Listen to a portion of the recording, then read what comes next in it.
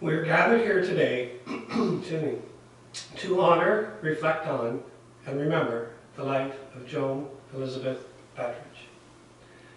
We come together to comfort those who mourn, as well as to entrust Joan's earthly remains to God's kingdom of everlasting peace. The following is a poem entitled Your Mother, but it is also a poem that anyone can put whatever name they would like to attach to it. Grandmother, sister, etc. Your mother. Although you cannot hear her voice or see her smile anymore, your mother walks beside you still, just as she did before.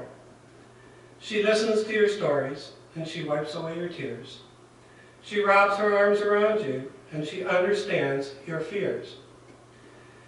It's just she is invisible to see with human eye, but talk to her in silence and her spirit will reply. You'll feel the love she has for you. You'll hear it in your heart.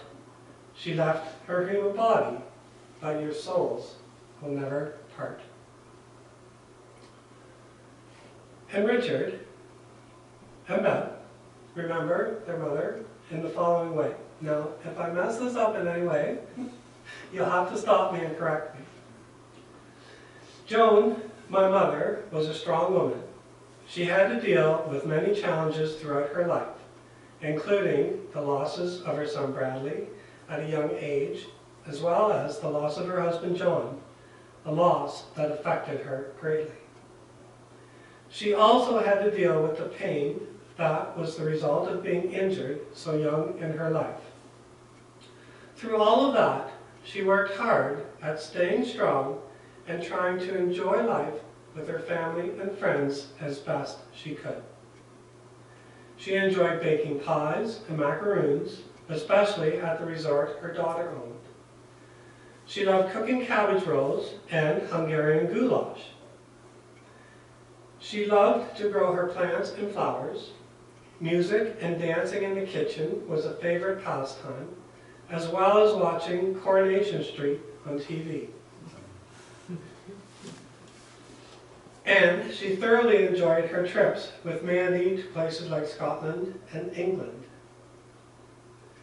As a mother and grandmother, she loved to teach the grandchildren the game hands and foot, as well as teaching them the art of knitting, So what is hands and foot? It's a card game. It's a card game?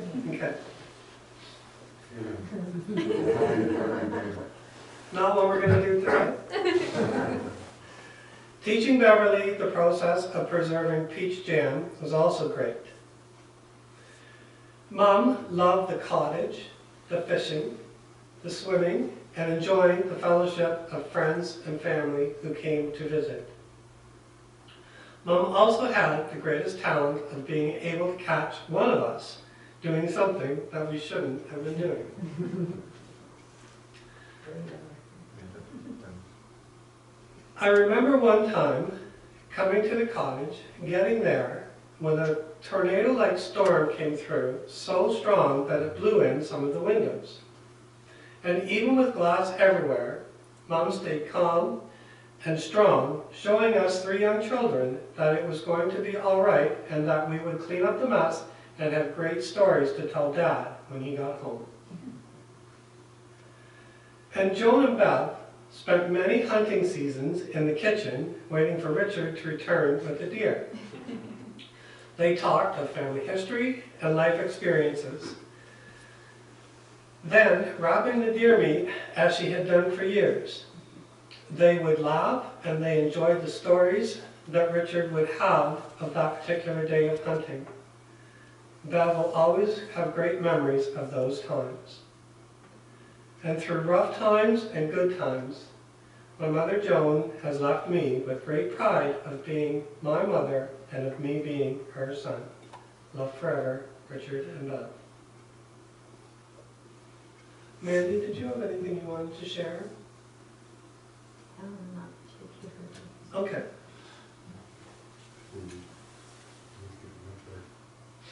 Bill and Candace have given me these memories of their grandmother to share with you. I am Bill Weir, Joan's grandson. My wife Candace and I spent some time remembering some beautiful memories and stories about my incredible grandma. My grandma was very loving and patient, always kind and comforting. She was a grandma. I will miss her big hugs so full of love and happiness. She had a smile that could light up the room. I spent a lot of time with my grandma. She really was a second mother to me. I spent lots of weekends, March breaks, and summers with her as a kid growing up. I remember when I was little, I would lie under the coffee table at her house eating ice cream and watching her favorite show, Coronation Street. So many episodes of Coronation Street. When Aunt Mandy had the restaurant, I remember baking and cooking with them all the time. I ate so many cinnamon buns one time, I made myself sick. I loved being with Grandma no matter what we were doing. She had a rhubarb plant, and I remember swimming in the pool in Stratford, eating fresh rhubarb. We loved singing to Call Me Twitty and playing hand and foot card games. There it is again. I loved falling asleep at Grandma's, listening to Kenny Rogers, the Gambler, and Hello Darling by Conway Twitty. As a teen, when we lived with Grandma, I helped her plant and grow the tomatoes and cut the grass once a week. I absolutely loved spending time with my grandma. As an adult, my wife and I were able to take a trip to visit her. The smiles on her face filled me with pride as she held and hugged and played with her great-granddaughters, Emma, Hannah, and Mia. Seeing her love them was such a special moment for me, knowing she got to meet my family before she became unwell. I love sharing stories about my grandma with my girls, and I will continue to tell my girls about her always. We will miss her so deeply, and I will cherish every moment and memory I have of her and I forever. Bill and Candace Weir. Is there anyone else that has a favorite memory that they would like to share? We're all family. No. So I have a poem that's called, What is a Grandma? A grandma is one of life's best gifts. Someone to treasure all life through. She's caring and loving, thoughtful and true. Someone who is always a special part of your life. Someone who holds a prime place in your heart. She's a mentor, a confidant, and also a friend. Someone on whose love you can always depend. A grandma always has your best interests at heart. She's someone so dear and so good. She's a blessing.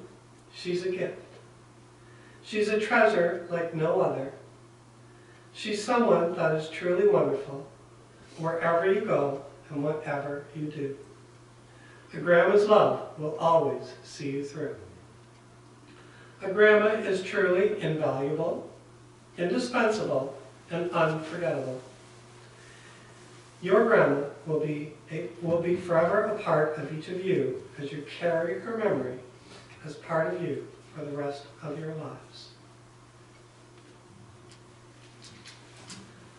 And now, let's take a few moments as we reflect on Joan's life, as we listen to Till We Meet Again.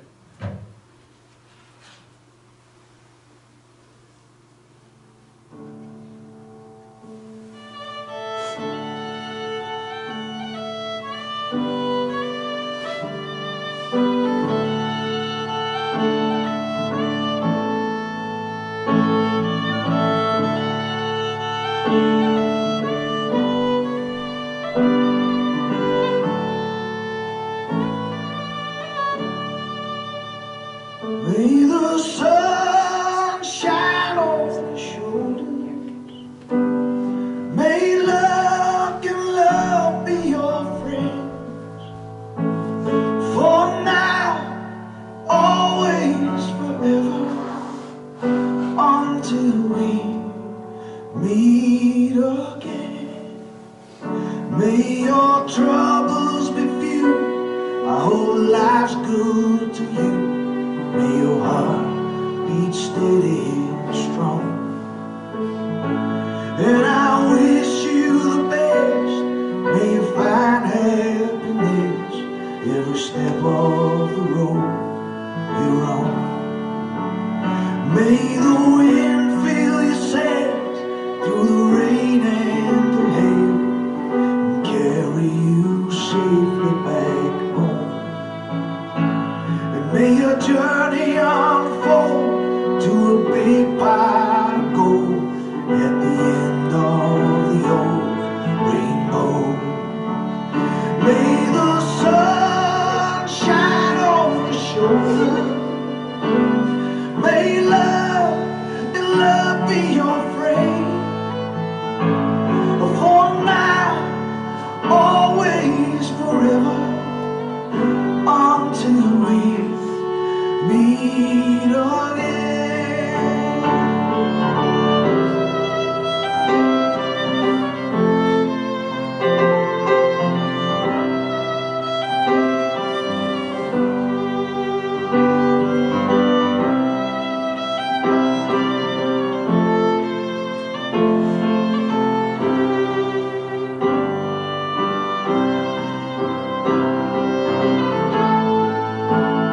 May the sun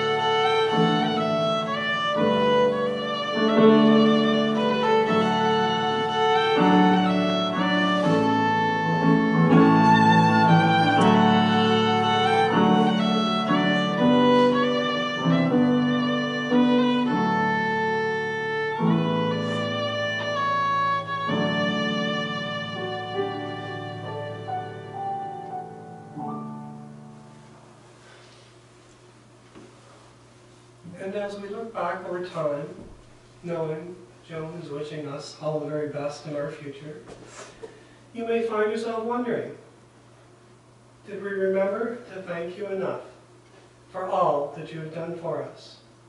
For all the times that you were by our sides, to help and support us, to celebrate our successes, to understand our problems, to accept our defeats, or for teaching us by example the value of hard work, good judgment, courage, and integrity. We wonder if we've ever thanked you enough for the sacrifices you made to let us have the very best you could, and for the simple things like laughter, smiles, and the times we shared.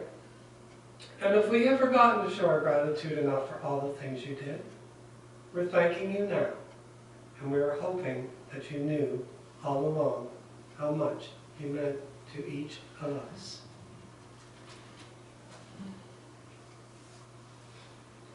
Because we know that life is but a stopping place, a pause in what's to be.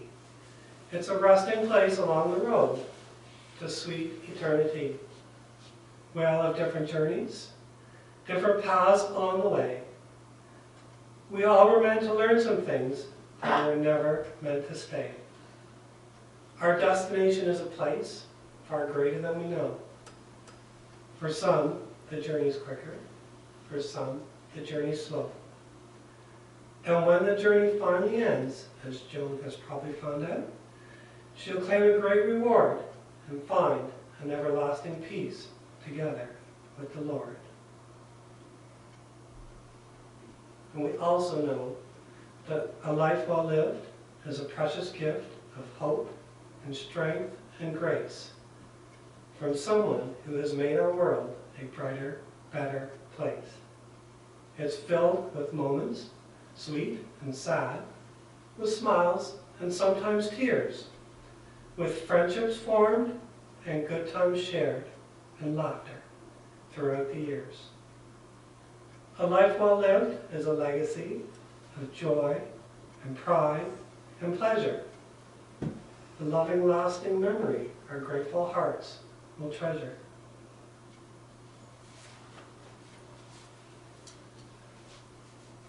And we'll continue with the 23rd Psalm.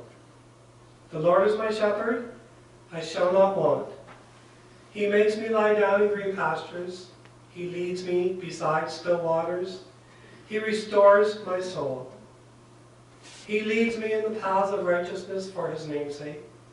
Even though I walk through the valley of the shadow of death, I fear no evil. For you are with me, your rod and staff, they comfort me. You prepare a table before me in the presence of my enemies. You anoint my head with oil so that my cup overflows. Surely goodness and mercy shall follow me all the days of my life, and I shall dwell in the house of the Lord forever. Let us pray.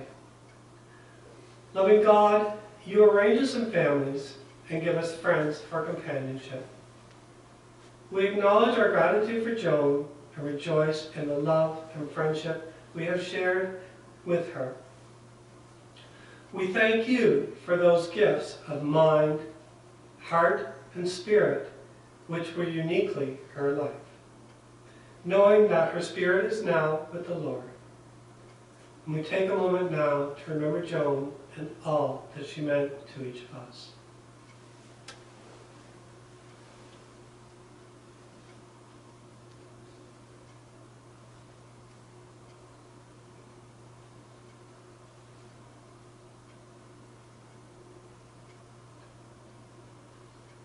For your grace at work in her life, we give you thanks. For the good that entered the world through her, we bless you and give you praise. And now we thank you that for her, sorrow and sickness are ended, death itself is past, and she has entered into the new life which you have prepared for those who love you. Bestow your deep peace upon those who mourn. Walk with them in this time of sorrow until grief is overcome in thanksgiving and victory.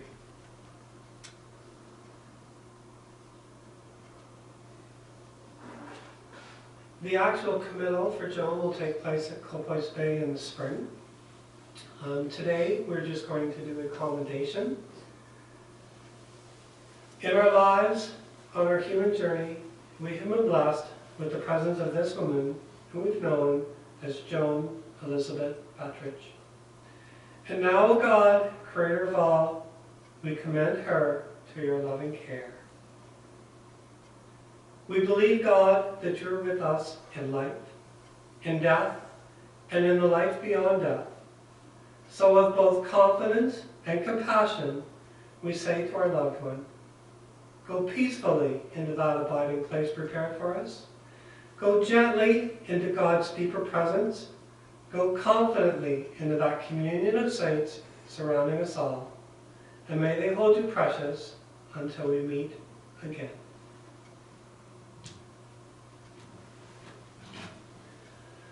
And I close today with a poem. It's called I'm Free. Don't grieve for me, for now I'm free. I'm following the path God laid for me. I took his hand when I heard him call. I turned my back and I left it all. I could not stay another day to laugh, to love, to work and play. Tasks left undone must stay that way. I found that place at the close of day. And if my parting has left a void, then fill it with remembered joy. A friendship shared, a laugh, a kiss. Ah yes, these things I too will miss. Be not burdened with times of sorrow. I wish you the sunshine of tomorrow. My life's been full. I've savored much. Good friends, good times, a loved one's touch. Perhaps my time seems all too brief, and don't lengthen it now with undue grief. Lift up your heart and share with me. God wanted me now. He set me free. And now, let us go in peace, and may the love of those we hold dear remain always in our hearts. Amen.